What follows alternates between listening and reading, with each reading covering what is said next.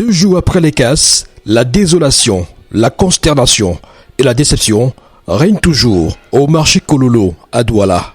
Ayez pitié de la jeunesse camerounaise, ayez pitié des orphelins, ayez pitié des veuves, ayez pitié des mamans qui souffrent sur le soleil pour pouvoir gagner leur pain quotidien afin de pouvoir nourrir les enfants. Ayez pitié, venez nous en aide, ça ne va pas. Voilà le marché Kololo. Nous n'avons pas de recasement. C'est pas normal. C'est pas normal. Actuellement, je ne sais pas où je vais partir. Je dois faire comment? Donc, chères autorités, ayez pitié de la jeunesse camerounaise. Cette partie du marché, qui abritait des boutiques, shopping et toute une industrie de raccommodage de vêtements, n'est plus qu'un tas de gravats aujourd'hui. Ça devient la débuadie, c'est-à-dire que les gars se battent. Si tu peux ramasser les morceaux de clous pour aller vendre ça à la casse, c'est un peu comme vous voyez là. Oui. Chacun se bat là, même si les morceaux de contreplaqué, il y a le bois, les mamans qui retrouvent les morceaux de bois, qui ramassent le bois pour aller brûler à la cuisine. C'est comme vous pouvez constater, c'est un peu ça. Ouais, c'est la jungle actuellement quoi. Ouais. Et si des ferrailleurs et d'autres vendeurs de poches, comme on les appelle communément dans nos quartiers, ont de quoi se ravitailler dans les décombres en termes de bois, tôle, clous et autres matériaux, les commerçants quant à eux sont aux abois. Les pertes se chiffrent à hauteur de millions de francs CFA. Beaucoup avaient encore leurs marchandises dans les boutiques au moment de la destruction. Ceux qui étaient là ont pu quand même sauver leurs marchandises. Par contre, ceux qui n'étaient pas là, se sont vus leurs marchandises détruites comme ça. Donc c'est comme ça. Il y a ceux qui ont eu leurs marchandises parties comme ça là. Mais comment en est-on arrivé là? Ont-ils été sommés de libérer les lieux? Et dans quel délai? Ont-ils reçu un préavis? Les commerçants que nous avons interrogés reviennent sur les circonstances.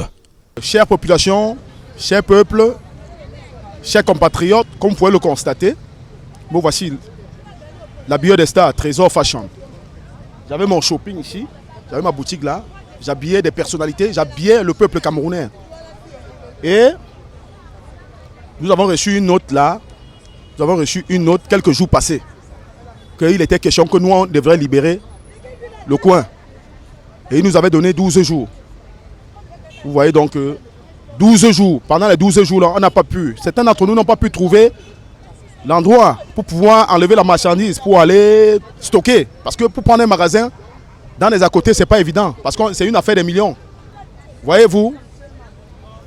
C'était à peu près comme des rumeurs. Parce que Madame le maire de Douala 2e n'a même pas envoyé des agents de la commune pour pouvoir descendre sur le terrain et nous certifier vraiment la nouvelle. Ça dit que chacun était là, il se battait, il disait non, peut-être ça peut être vrai, peut-être ça peut ne pas être vrai. C'est comme ça que hier matin, aux environs de 4 heures, pendant que le sommeil fatiguait encore nos yeux, nous avons reçu des appels que non, est-ce que vous êtes là sur le terrain? Est-ce que on a couru, arrivé là, que non, on avait tout mis au sol. Oui, justement, la mairie nous a donné un préavis. Tout le monde était au courant depuis décembre. Je crois début décembre. On a eu un préavis qu'on devait casser le marché fin janvier. Donc, tous les commerçants étaient au courant. Dans le communiqué pour la casse, c'était qu'ils voulaient reconstruire le marché. Voilà la raison pour laquelle ils ont détruit le marché. Il pointe également du doigt un problème de communication sur cette affaire et dénonce pour la plupart le rôle trouble du président des commerçants du marché Kololo, M. Robert Wadia, qui leur aurait pourtant donné des assurances et des garanties qu'il ne se passerait rien et qu'ils pouvaient dormir tranquilles. Ils nous ont dit qu'ils ont affiché les tracts depuis 12 mois à la fourrière, chose que nous ne sommes même pas au courant. Quand on arrive vers le bureau du président du marché, il nous dit carrément qu'il a eu pitié de nous et qu'on devait casser depuis décembre, il a eu pitié de nous. C'est pour ça qu'il a négocié. Tout ça après, on vient toujours nous avertir et là la communauté vient toujours nous mettre en garde qu'on va casser le marché. Que si chacun sa chose est précieux à l'intérieur, mais le président du marché vient nous dire qu'on ne doit pas casser le marché, que madame le maire le doit beaucoup d'argent, que madame le maire est monté, madame le maire est descendu, que non, on ne peut pas casser le marché, puisqu'ils sont au tribunal, ils ont parlé beaucoup de choses ici. Il a commencé à mettre les lumières partout, chose qu'il n'avait jamais mis les lumières au marché. Les gars de la mairie sont venus ici nous dire que libérez vos choses, on va casser. C'est là où mercredi, tout le monde était au four pour nous pour libérer ces choses. Il y a beaucoup qui ont perdu les choses grâce à qui? Monsieur le Président. Parce qu'il est venu mentir les gens ici qu'on n'a pas cassé le marché. Voilà ça que hier, on est venu casser le marché, nous tous on a perdu.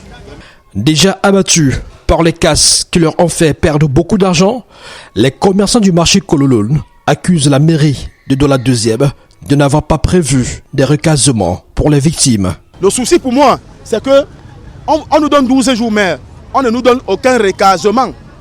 Pas pour dire, bon, tu enlèves ta marchandise, tu vas aller te recaser dans tel endroit. Il n'y en a pas. Vous voyez que ce n'est pas facile. Même un locataire, un pingouin qui loue dans un quartier, dans une chambre en carabote, on peut quand même lui dire que non, dans 12 jours, tu dois quitter. Lorsqu'on lui dit 12 jours là, c'est pour qu'il puisse faire comment pour pouvoir trouver un autre endroit. Ce n'est pas évident.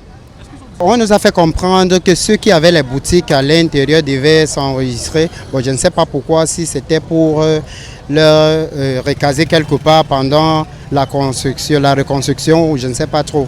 Mais ils ont quand même demandé aux commerçants de s'enregistrer auprès du président du marché. Nous, on ne sait pas qu'on va construire le marché. Parce que nous, on ne nous a pas enregistrés. En ce qui les sages, on ne nous a pas enregistrés. Chelo TV.